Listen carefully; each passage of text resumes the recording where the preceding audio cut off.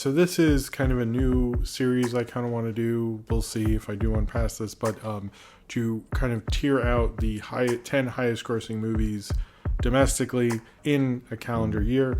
I'm always fascinated by a movie year and what actually happened and what actually was really popular and what actually came out.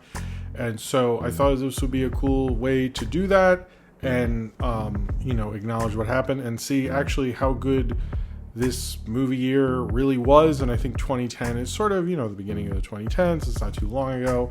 And we sort of know the cultural impacts of everything and stuff like that. So I thought it'd be, kind of a fun thing. We'll see if we do more than this. I hope you guys like this. And, it was a big animation year. The MCU was just starting out. All sorts of the Twilight was still going on. Beginning of the Disney live action remakes. Pixar, DreamWorks, and Disney were all kind of at beginnings and ends of certain eras. So I thought it'd be an interesting year, kind of a fascinating year to start with. And I hope you feel that way too. So let's get into this. I don't like ranking usually, but tier lists for some reason make me feel better about it. I don't know. All right, so the first one on here, in-year releases, so no Avatar, would be number 10 would be Tangled. Tangled is with 200 million is an interesting one for me. I don't love it as much as everyone else. I think it is the beginning of the sort of Disney, the new era of Disney with like Frozen and Moana and like the CG era and obviously the one-word title and things like that. It's also sort of got one foot in the past with its very Shrekiness. The entire movie has a lot of Shrekiness within it. It's trying to very much show that that was like by default. That's what Michael Eisner did when he made it, or when he was involved in making it. It was under development so long. But I think it is a good movie. I don't love it as much as everyone else, and so I would probably for that reason, because of how it is sort of a transitional film, I think maybe Frozen is the beginning of this era, and because of the Shrekiness, and I don't love Zachary Levi's performance. It sort of irks me, not because of who he is now, it's always annoyed me, and like his saying like you know how it is with the princess. I'm like, for some of these kids it's their first princess movie, so maybe not, but it just sort of annoys me, more so than how most people felt about Shrek ruining fairy tales. Maybe I feel a little bit more about that, but it's still a very enjoyable movie. I think it's a bit too long and complicated, but I'm still going to put it in the B row. I think it's still a good movie. I think it's a little flawed. I think the Shrekiness holds me back a bit, so I'm going to put Tangled in the B row. Number 9, we have How to Train Your Dragon. And let's just put this in the S row now, because the first How to Train Your Dragon is probably one of the best animated movies of the decade. It is a great, I know people say it's like an E.T. story, but it's a wonderful coming of age story. It's just everything with him and with Hiccup and Toothless. Every time I rewatch it, just like gives me goosebumps. It's just such a perfect tale of father and sons, and the dragon reminds me of my cat Olive, and who's passed on, and all those things. I just think it is a really great movie. I don't think there's anything bad to say about it. It's having that director team together for the last time, and you can tell what made them special from Lilo and Stitch to this. It's really just a phenomenal movie, and sometimes I don't think it gets enough credit. I think it is also the beginning of DreamWorks getting more into action adventure. I think Kung Fu Panda did that a little, but this is, I think, when it kind of cemented the idea. Maybe Kung Fu Panda is the Tangled, and this is the Frozen, I guess. Under that, it just sort of cemented the idea that DreamWorks can really do action adventure and respect it, and had Roger Deakins and used him probably better than Pixar used him when he was a visual consultant. So I just think it started one of the best franchises DreamWorks ever had. Not the best, but one of the best. And I just think it's undeniable that How to Train Your Dragon is in the S row. It belongs there. Next up is another DreamWorks, the 8th, with 238 million, Shrek Forever After. This is one step in the right direction, but not good enough to be as good as 1 and 2. I think Shrek Forever After gets that, like, Shrek has to make a sacrifice. I think every Shrek movie, Shrek dramatically has to do something and has to sort of avoid responsibility while going right towards it. And this does that, but like I didn't like it as much. I feel like it felt like they didn't know how to make a Shrek movie in this era. and it was kind of like maybe we should leave this alone.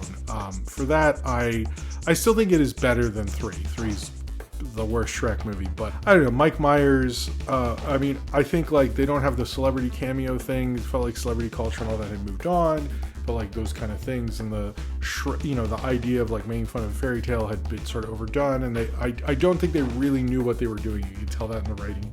You can tell that what they're doing with it. I really don't think they knew. I mean, Tangled honestly knew how to do it better than this, and I didn't love that. So I think, I didn't love it as much. So I'm gonna put Shrek Forever After. I think that belongs in the C row. Yeah, I'm gonna say C for me. Let's say C. Almost D, but I'm gonna say C. I think it's better. It has its moments, but it's just like not. It's just not all the way there. It feels like sort of off, and so I'm gonna put it in C. Number 7, Despicable Me, the first Despicable Me. Actually, I like the Despicable Me movies more than the Minions solo ones, which I don't really like. This one, I really hate Jason Segel's voice a lot. I never liked it. I think this movie's okay. I think Despicable Me 2 is better, and Despicable Me 3 is better. I never really liked this movie. This was before Illumination annoyed all of us, and now we like them, I guess now, or whatever. So this is another one that I think is a C row. It's not fantastic. It didn't really influence much. It was just like seeing a new animation studio start, and that was neat. It didn't really feel that neat at the time. It felt like okay, and it happened, and I don't think we realized what was going to be upon us throughout the 2010s for this thing. So I'm gonna put Despicable Me in the C row. So next up we have number 6, Inception. Inception, I'm not the biggest Christopher Nolan fan. However, I think this is still a pretty good movie, pop culture wise. No one's ever really forgotten it. I think it is a good movie. It's a fun action adventure. My one gripe with it is like, so we're going in dreams and everything looks like a fucking Michael Mann movie. I never really got that. It's like, how can I can watch a Nightmare on Elm Street movie and the imagination is coming out everywhere and stuff, and like everything in this, like if it was like a bit like this person loves Michael Mann, I'd be like, yeah, okay. But it's like every layer is just Christopher Nolan cinematic influences, and it felt a little like obvious in some cases, but it is good at that. I know people like Christopher Nolan more than me. I don't know. I'm just gonna put it in the A row. I feel like it's good enough to belong in the A row. I think it belongs in one of his better movies. It's not one of my personal favorites of his, but I do think it's one of the better ones. And him post, like, regardless of how you feel about right after Dark Knight, and he was like this newly christened big action director, and you can feel that energy in it. And Joseph Gordon-Levitt and Elliot Page and Leo, and like the cool, like when the guy's riding the motorcycle and the gun comes out, and like all that, I don't know, like all the stuff. Like I let's just put it in the A. It's not my favorite. I wish it had been more imaginative. Seeing Tom Hardy really blow up, there's enough special things that I think we can just put this in the A row there. Harry Potter and the Deathly Hallows Part 1. I think this movie does a lot of work that makes the second part just a huge cool action sequence, which is great. I actually found this movie very impactful, very scary. Seeing Hermione like freaking out that Ron is bleeding was one of those things where, like, I think the whole franchise, you're like, oh, when Voldemort comes back, these kids are really gonna have to deal with it when the safety of Hogwarts is gone. And that was a moment where, like, you didn't need to explain that to me. That was terrifying. And I know they're in the woods for a lot of it, and all the stuff with Dobby, and like it's a more solemn movie. I do think it's one of the better of the franchise. I did like this one when it came out. It doesn't really like pop out in a franchise that, like, where you think of Deadly Hallows Part 2 or Prisoner of Azkaban, or Goblet of Fire. Like, I think those are kind of the ones that people gravitate towards. I will put this also in the A row because I think it is actually the one that sets the tone. It sets the tone that they've been setting up, and you understand why they're scared and why, you know, you have to do that in this movie. And it's sort of a lot of setup, but it does it very well. But this is the movie, like, if you have little kids who are into Harry Potter, this is not the one you're showing them. this is not that one.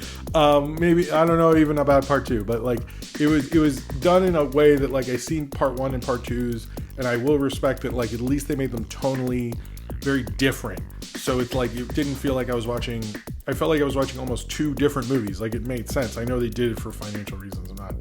But I do think it deserves in the A row. I don't think it is a standout of that series, but I think it is maybe an underrated one of that series, despite JK being the horrible person she continues to be. So number 4 with 300 million, outgrossed Harry Potter, is the Twilight saga Eclipse. I never got to review Twilight movies because I thought it was too obvious back when I was reviewing movies. Now everyone hated them. I had an interesting relationship with this movie because I was in England and I heard Kermode on the radio reviewing it and saying it's directed by a proper horror director. And I thought, this guy is the biggest full of shit critic I've ever heard in my life. And he was saying it's like one of the better Twilight movies and stuff. And I actually did see Twilight Eclipse after this, and I agree, it is one of the better Twilight movies. It's sort of in a weird state where I think Twilight is now known as like the kitschy thing. Like, people watch, you're like, haha, I'm not gonna watch a scary horror movie, I'm gonna watch a Twilight movie for Halloween. That's cool if you want to do that. That's wonderful.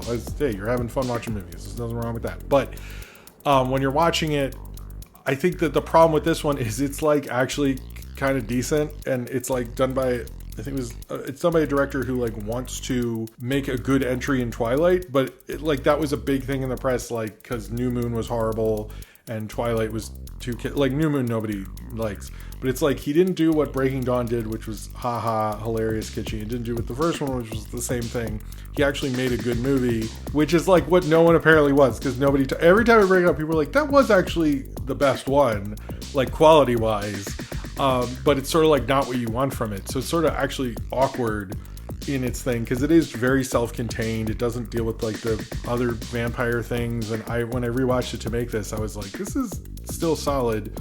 Kermode was right, and actually because of that, I've been into Kermode ever since because of that. So if anything, this movie gave me Kermode and gave me the influence of Kermode. I'm always happy about it first, but I'll put this in the C row because it deserves some respect. I do think it deserves some respect to be someone trying to attempt something that everyone thought was a good idea at the time, and I think they should have probably in the long run probably just went into the cheese, and he got the kitschy value, but he ended up making like a decent solid Twilight movie. Like, it's like the best directed one that got like, this is a little silly, but I'm going to take this seriously as a storyteller. Like, I respect this movie because it like was like, well, okay, I made a good Twilight movie, and it felt like the press was like, oh, okay, maybe we didn't actually want that, never mind, forget it. And so it's like kind of funny looking at it now, but I do think it's like more solid than it has any right to be.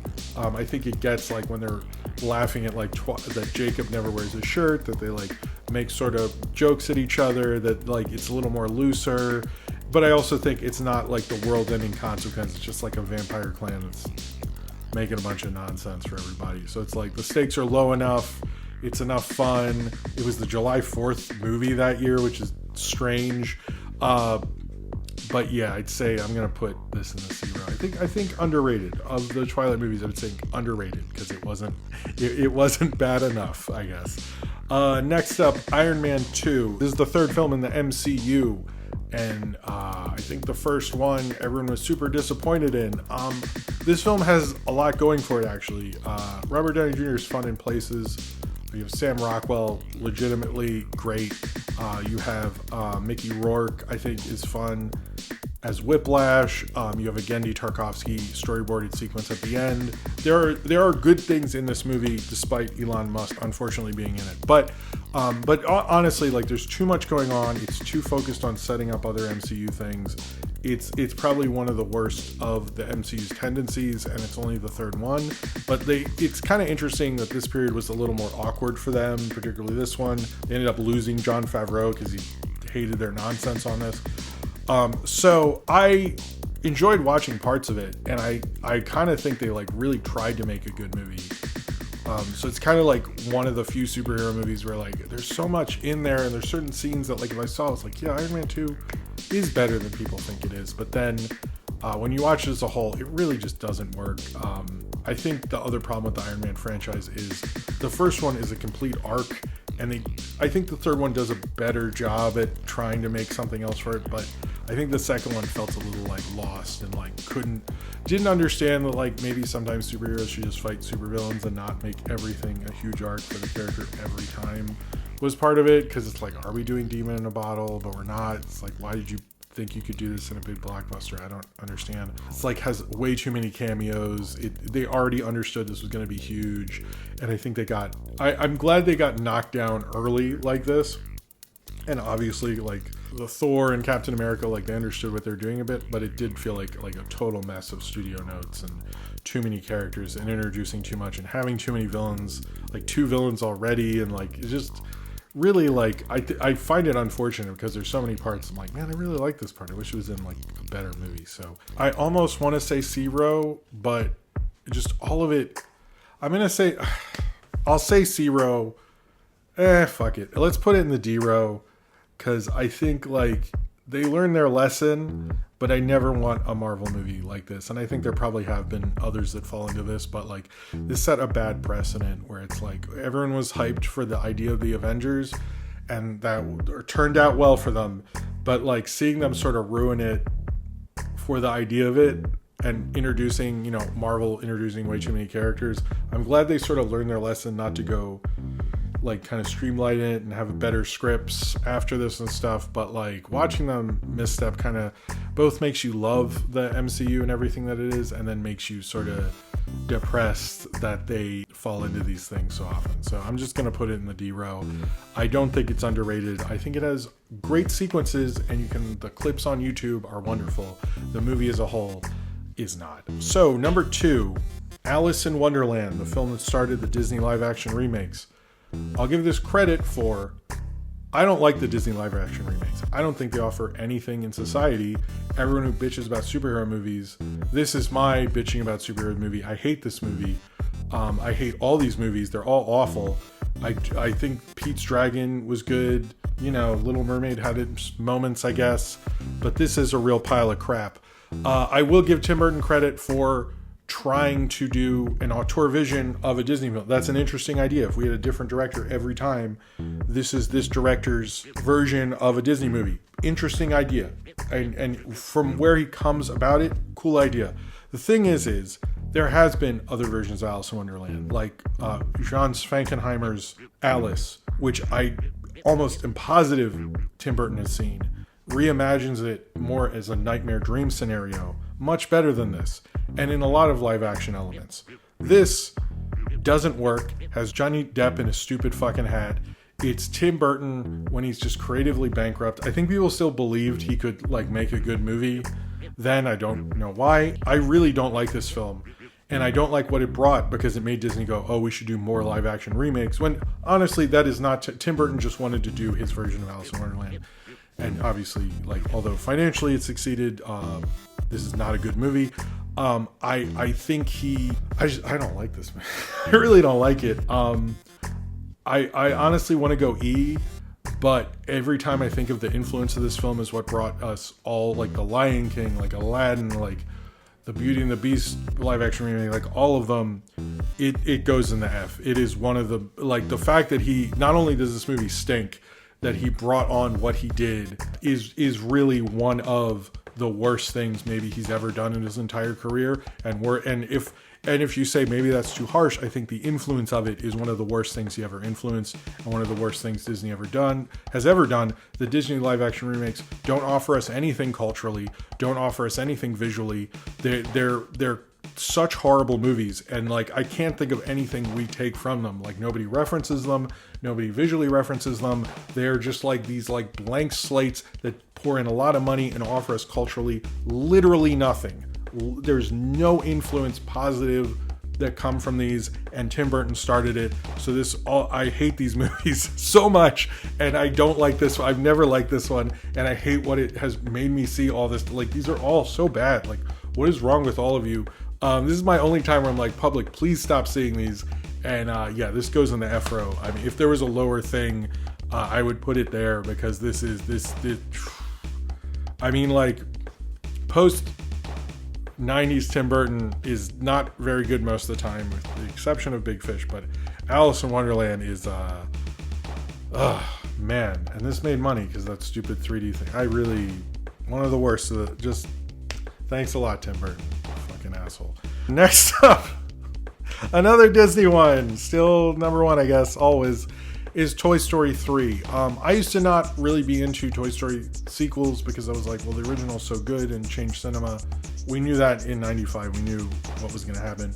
And so it's a little like, it feels like such an important franchise. Like, why are we changing it? And 2, I was not as big of a fan as most people. I think with 3 it's really hard to not like Toy Story 3. It's almost impossible. And my kids watch the Toy Story movies a lot. And that scene where they're in the incinerator, I've seen that so many times, and every time I see it, I need a moment. Like, even if people are talking over it, because when you saw it in the theater, you're like, is this it? This is it? Like, we're gonna watch them all get melted down in, like, I saw it in IMAX, like, we're gonna see this with all these kids? Like, is this for real? Like, they really sell it. And even though I know they don't get incinerated, I still need a moment. And that's the power of movies. This was sort of, I feel, the end of Pixar's great period. This is like kind of the book end of that. The rest of 2010's were not as great. It's definitely maybe their best sequel, if not one of their best sequels. I have to put it S tier. I think, Pixar, we were already starting to get sick of them winning all the Oscars and getting all the attention and, all the box office. But, like, I've seen the Toy Story movies so many times, and this is probably the best of the sequels.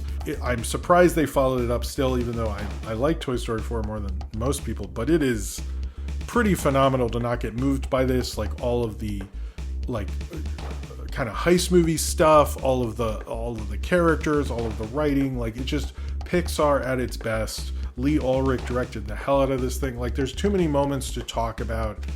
Totoro's in it. Like, just, oh my gosh, I really do like Toy Story 3. It is hard to deny, so that belongs in the S tier. I think that's pretty unequivocal. All right, so that was 2010's. Other than the disappointment that is Alice in Wonderland, pretty decent year, maybe average for a lot of it, in the C tier, but we had 2 in the S tier, and I think that's pretty good. So that was the 2010's, better year than most. And if you guys like this, I'm not sure. I'm sort of testing it out. I just sort of did it. So we'll see. I hope you like this series. It's sort of a new thing. Thought it'd be fun to talk about the 10 highest grossing in-year releases. That's the difference. That means movies released within the year. So I hope you enjoyed this list. I hope you enjoyed this video. Let me know what you thought of this tier list, how you would have done it, and what your favorite of these is. And comment below that in the comments, and subscribe if you would like to.